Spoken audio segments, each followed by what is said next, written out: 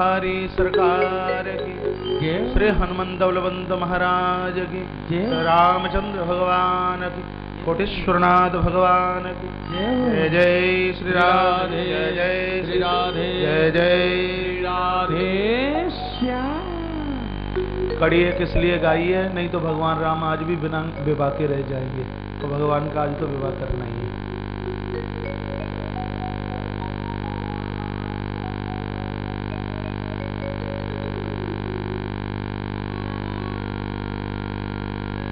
सामने से मोर नृत्य कर रहा था, उसने पंख डाले, लखनलाल पहुंचे और पंखों को उठाया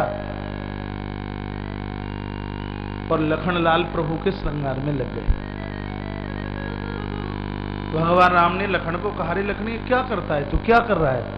कब शांत रहिए, हमें अपना काम कर लेने दीजिए। का तेरा क्या काम है? दर्शनार्थी मंदिर में दर्शन करने के लिए आ रहे हैं, इसलिए ठाकुर जी का हम श्रृंगार कर रहे हैं। राम परमात्मा है, लखनलाल बैरागी हैं। ईश्वर का श्रृंगार तो कोई बैरागी ही कर सकता है। सुंदर से मोर पंख के साथ में श्री लखनलाल ने भगवान को सजाया। इतने में सामने से माता के नूपुर और कंगन और करधनी की झनकार सामने से आवाज आई, झनकार पैदा हुई। प्रभु राम ने इस झनकार को अपने कानों से सुना।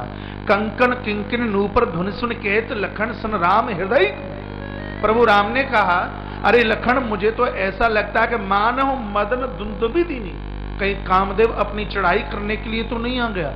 और तब मेरे प्रभु श्री राम ने कहा, अरे मुझे तो ऐसा लगता है कि तात जनक तनया यही सोई जिसकी वजह से इतना बड़ा धनुष यज्ञ जी कारण हुई। मुझे ऐसा लगता है कि जनक की बेटी कहीं जानकी का आगमन तो नहीं हो रहा। तीन अलंकारों का स्वर प्रभु राम के कान तक पहुंचा। प्रभु ने माता सीता की तरफ मुड़ करके देखा। तीन चीजें हैं, एक का नाम है करधनी और एक का नाम है नूपुर और एक का नाम है कंगन। हम भी अपने जीवन में ऐसा श्रृंगार करें, हमारे श्रृंगार की आवाज भी भगवान के कानों तक पहुंच जाए। लेकिन वर्तमान श्रृंगार में और माता जानकी के श्रृंगार में बड़ा अंतर सा है। प्रभु ने कंगन की आवाज सुनी, मेरे भगवान ने नूपुरों की आवाज सुनी और परमात्मा ने कमर की मेखला की आवाज सुनी, जिसको करधनी बोलते हैं। आप लिख ही रहे हैं तो ये भी शब्द लिख लेना, कमर की करधनी संयम का प्रतीक है।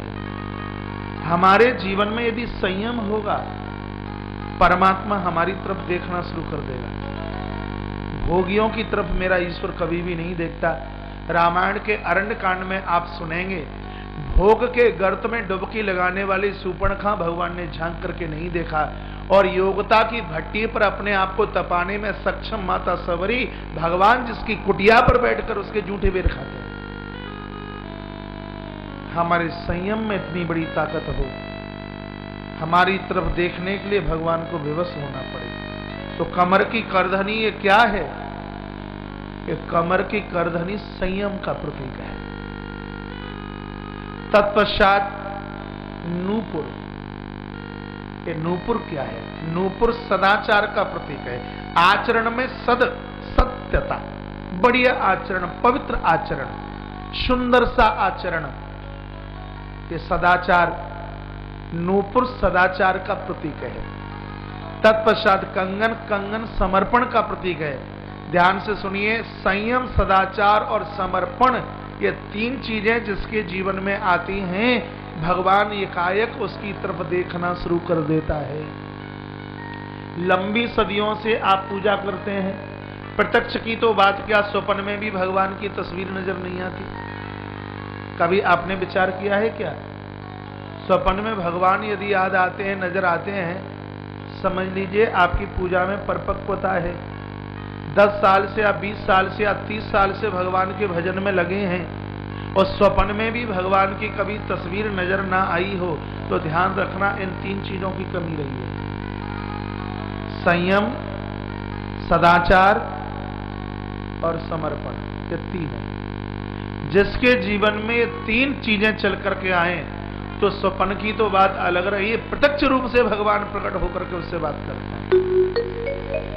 आज व्यक्ति का संयम खो गया, आदमी के पास संयम नहीं रहा, व्यक्ति के पास आचरण नहीं रहा और समर्पण भी नहीं रहा।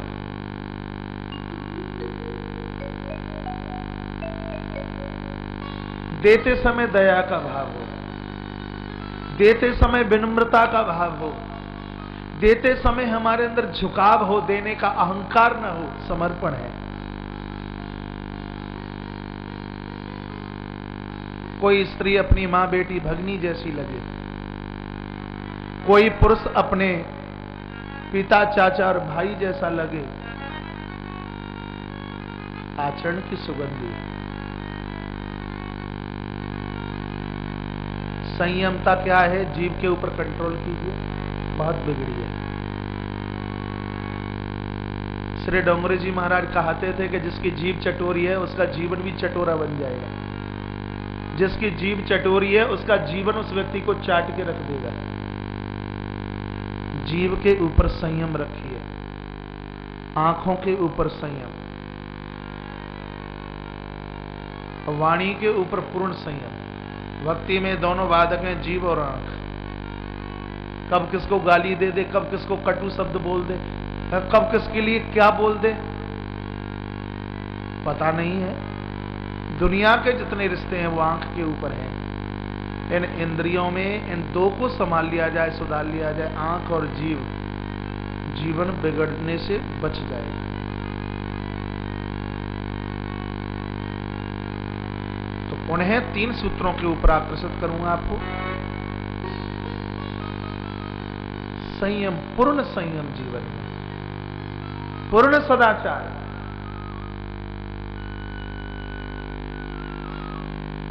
और पूर्ण समर्पण। संयम, सदाचार और समर्पण जिसके जीवन में है, ईश्वर उसकी तरफ निश्चित रूप से देखेगा। और भगवान कहते हैं, लखन रघुवंशन कर सहज स्वभाव, मन को पंथ नहीं धैर्य न पाओ। रघुवंशियों की आन बान और ये शान है, ये कभी किसी नारी की तरफ आकर्षित नहीं होते। लेकिन ये बात मेरी समझ में नहीं आ रही, ये विदेह की पुत्री की तरफ मेरा मन क्यों खिंच रहा है, क्यों भाग रहा है मन। जासु बिलो की अलौकिक शोभा, सहज पुनीत मोर मन क्षोभा। मेरा मन इस अलौकिक रूप को देखने के लिए विवश हो रहा है। ध्यान से सुनना बात को। वर्तमान में भी कोई बड़ा भाई छोटे भाई को ऐसी बात नहीं करेगा, लेकिन प्रभु राम लखन को ऐसा बोलते हैं। और लखनलाल चुपचाप हैं, और लखनलाल कुछ बोलते भी नहीं है। चुपचाप क्यों है? चुपचाप इसलिए है कि लखनलाल तो भगवान का बिस्तरा है, शेष है ना, शेष सैया। और 2 मित्र बैठ करके बात कर रहे हों तो बिस्तरा तो आपस में अपने आप में कभी सुनता, कभी बोलता नहीं, वो तो सुनता है।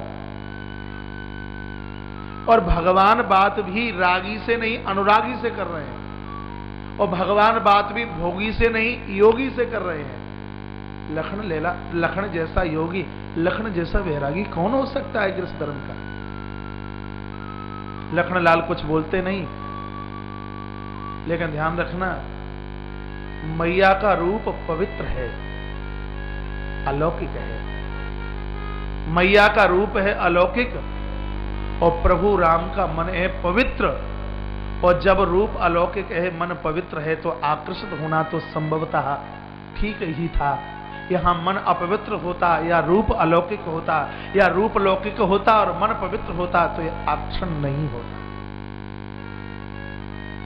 हमने बहुत बार कहा, किसी के सौंदर्य का शिकार मत कीजिए।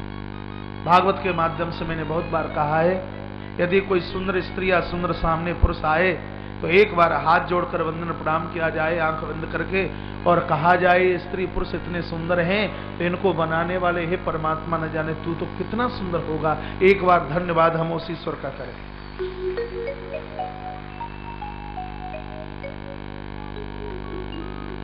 रामतीर्थ जी महाराज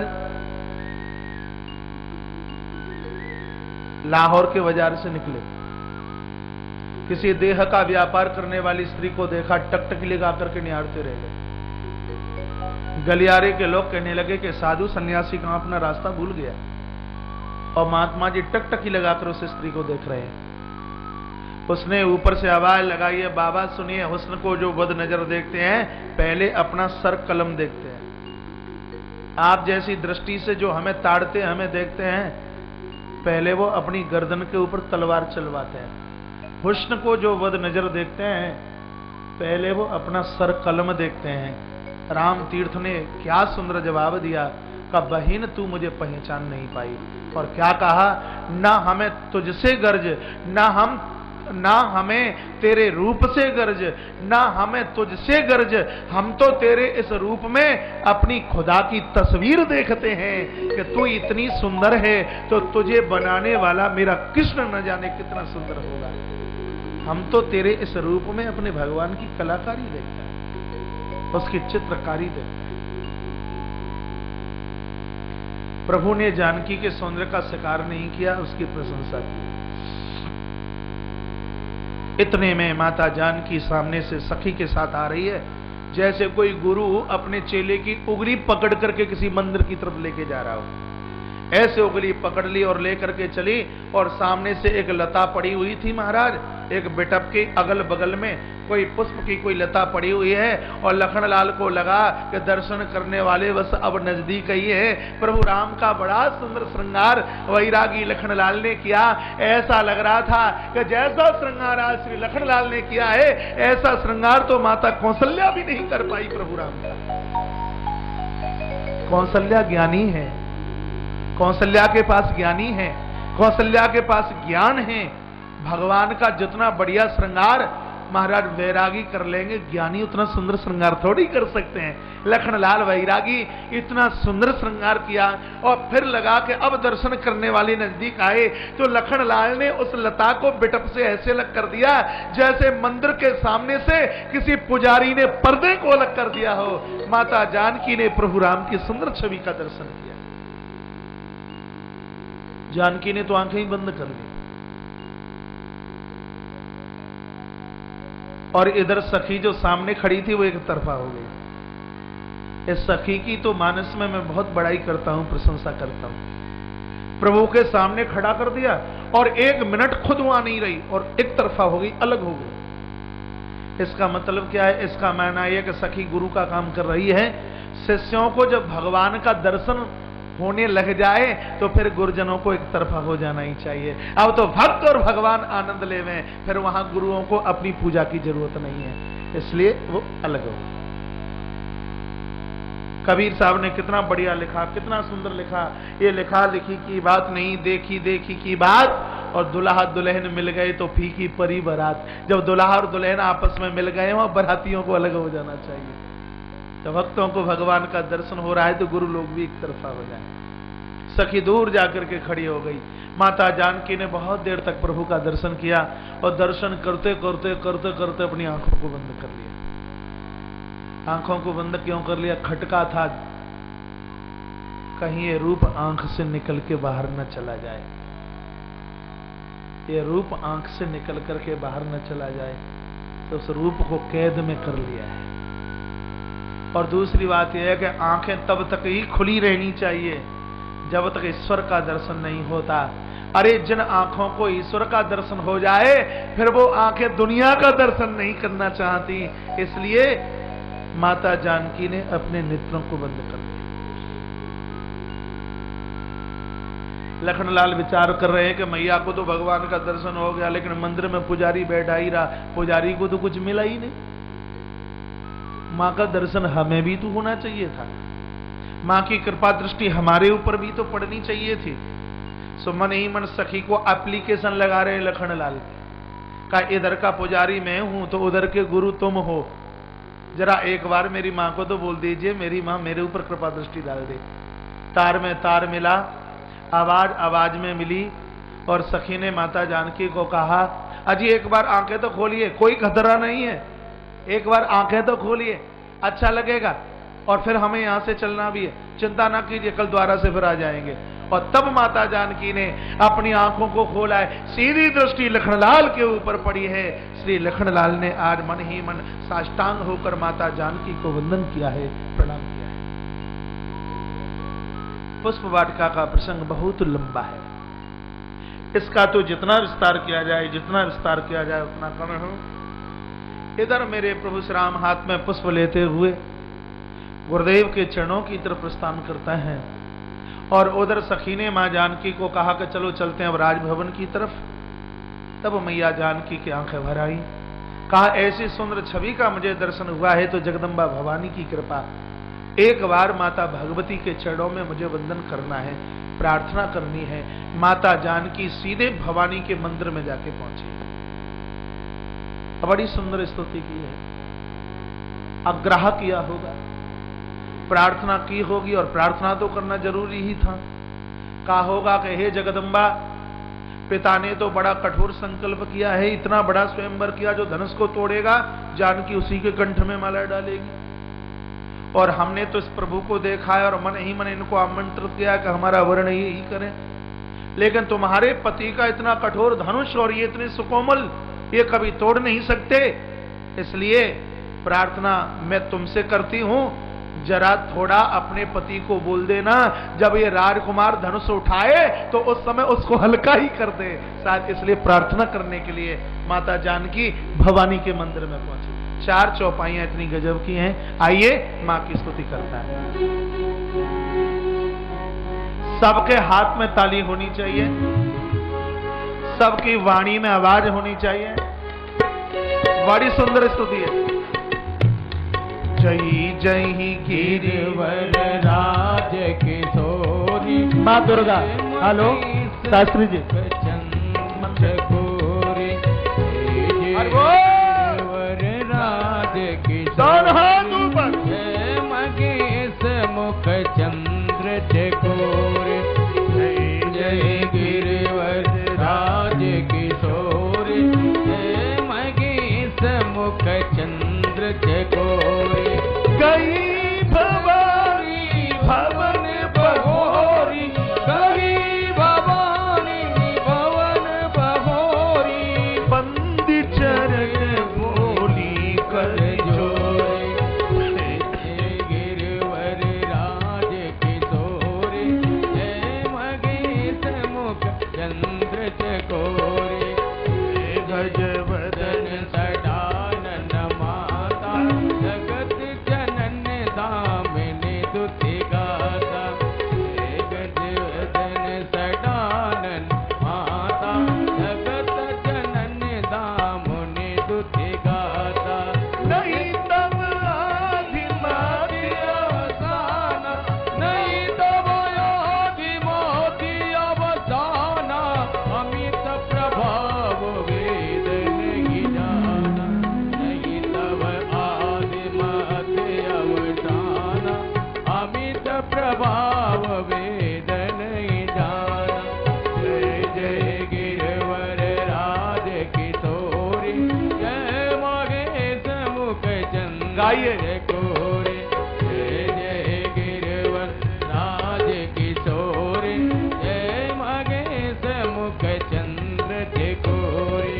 भव भव विभव पराभव कारिणी, भव भव विभव पराभव कारिणी, विश्व विमोहिनी सुबस विहारिणी। जय जय गिरवर राज किशोरी, जय मगेश मुख चंद्र चकोरी, जय जय गिरवर राज किशोरी, जय मगेश मुख चंद्र चकोरी।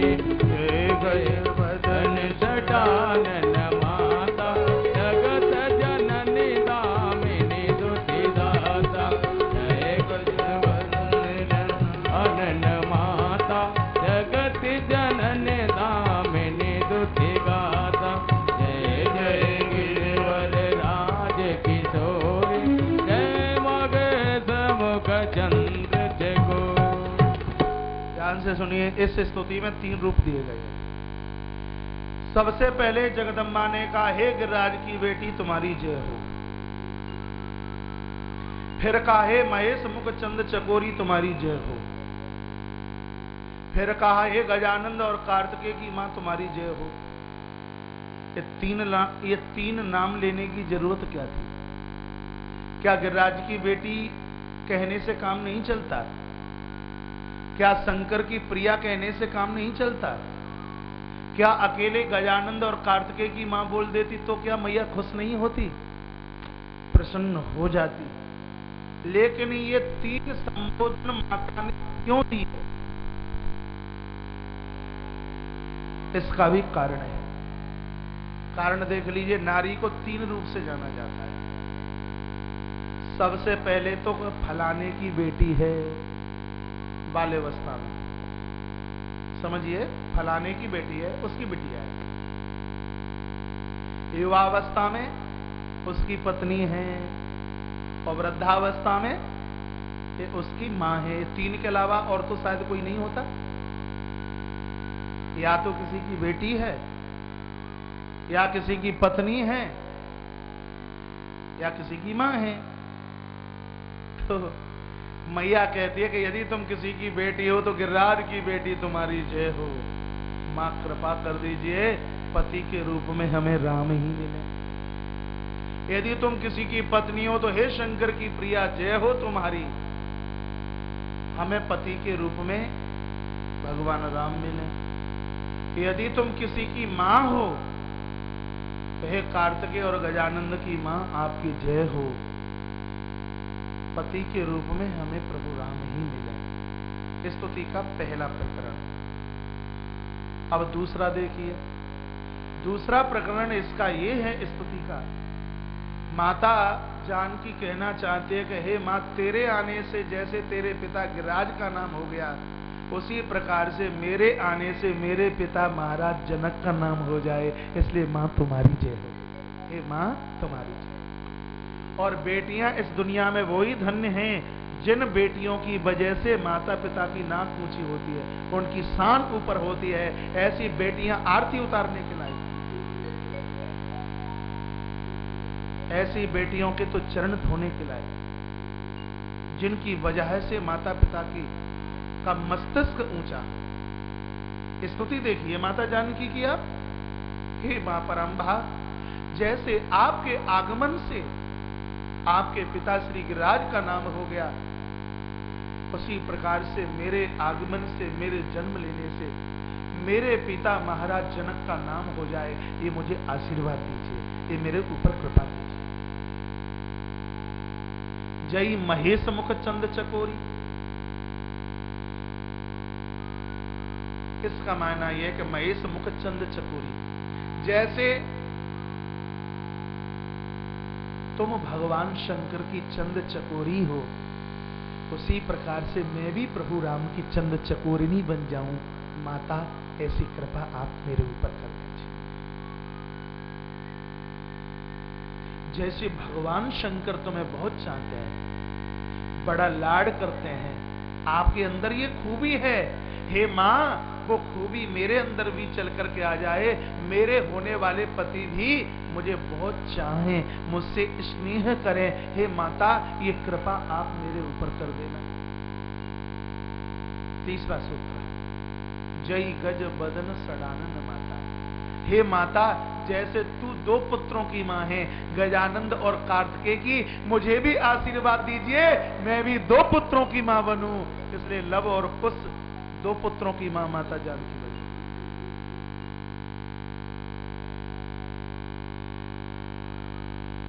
एक तो स्तुति का यह भी कारण रहा, और एक स्तुति का यह भी कारण है कि हे मां, हमें पता नहीं आप कौन से रूप से पूजी जाती हैं। यदि तुम बेटी हो तो गिरिराज की बेटी तुम्हारी जय हो। यदि तुम युवान हो तो भगवान शंकर की पत्नी, भगवान शंकर की प्रिया तुम्हारी जय हो। यदि तुम वृद्धा हो तो हे गजानंद और कार्तिकेय की मां तुम्हारी जय हो। हम तुम्हारे चरणों में वंदन करते हैं, प्रार्थना करते हैं। एक स्तुति का एक ये भी प्रकरण है। इस स्तुति के लिए तो जितना बोला जाए उतना कम है। संत कहते हैं नहीं, ये चौपाइयां कुछ ऐसी हैं जिसमें आधी चौपाई माता जानकी ने बोली है और आधी चौपाई इसमें माता जगदम्बा ने बोली है। कैसे? वो ऐसे, जय जय गिरवर राज किशोरी। माता जानकी ने कहा, हे गिरार की बेटी तुम्हारी जय हो। तो माता जगदम्बा बोलोडी कि मैं तो सिर्फ गिरिराज की ही बेटी हूं, लेकिन तुम तो जय महेश मुखचंद चकोरी, तुम तो महेश मुखचंद चकोरी हो। अब महेश मुखचंद चकोरी तो जगदम्बा ही हो सकती है, जानकी महेश मुखचंद चकोरी कैसे हो जाएगी? जानकी महेश मुखचंद चकोरी ऐसे हो जाएगी क्योंकि महेश के मुख में है राम। हर समय राम का जप करते हैं ना, तो भगवान शंकर के मुंह में, महेश के मुंह में है राम। तो माता जानकी कहना, माता भगवती जगदम्बा कहना चाहती है कि मैं तो सिर्फ गिरिराज की ही बेटी हूं, लेकिन महेश मुखचंद चकोरी, महेश के मुख में है राम, तो तुम तो साक्षात राम जी की चंद चकोरी हो, इसलिए तुम्हारी जय हो। फिर आदि चौपाई माता जानकी ने बोली, जय गजवदन षडानन माता, हे गजानंद और कार्तिकेय की मां तुम्हारी जय हो। तो उसका उत्तर माता भगवती जगदम्बा ने दिया कि मैं तो सिर्फ गजानंद और कार्तिकेय की ही माता हूं, लेकिन तुम तो जगत ही जननी दामिनी दुति गाता, तुम तो पूरी जगत की माता हो, इसलिए तुम्हारी जय। मैं तो सिर्फ कार्तिकेय और गजानंद की मां, लेकिन जगत ही जननी दामिनी दुति गाता, तुम तो पूरी जगत की मां हो, इसलिए तुम्हारी जय हो। तब माता जानकी बोली, नहीं तब आदि मध्य अवसाना, माता तुम्हारा आदि और अंत नहीं है, तुम्हारा आदि और तुम्हारा अंत नहीं है। तो इसका उत्तर जगदम्बा ने दिया, कम से कम तुम्हें पता तो लग गया कि हमारा आदि और अंत नहीं है, लेकिन जानकी तुम तो वो हो कि अमित प्रभाव वेद नहीं जाना, तुम्हारे प्रभाव को तो वेद भी आज तक नहीं समझ पाया कि तुम अपने आप में क्या हो, ये वेद भी नहीं समझ पाया आपके प्रभाव को। फिर माता जानकी बोली, और मुझे तो ऐसा लग रहा है कि विवाह जब हो तब हो, ये बोलते ही रहे, इनके बोलने में बहुत आनंद आया। फिर माता जानकी बोली, भव भव विभव पराभव कारिणी, हे माता आप ही जगत को जन्म देती हो, आप ही पालन करती हो और आप ही इसका उद्धार करती हो। ये जगदम्बा को माता जानकी ने कहा, सृष्टि को जन्म देने वाली आप, इसका पालन करने वाली आप और इसका उद्धार करने वाली भी आप ही हो। तो मां जगदम्बा क्या जवाब दे रही है? माता जगदम्बा जवाब देती है, जानकी तुम बोल रही हो बिल्कुल सत्य है, दुनिया को जन्म में देती हूं, इसका पालन भी करती हूं और इस जगत का मैं उद्धार भी करती हूं, लेकिन ये तीन कार्य करने के लिए मुझे तीन शक्ति की जरूरत है, मुझे तीन गुणों की जरूरत है। रजोगुण के द्वारा दुनिया का पालन करती हूं, तमोगुण के द्वारा दुनिया का उद्धार करती हूं और सतोगुण के द्वारा पालन, रजोगुण के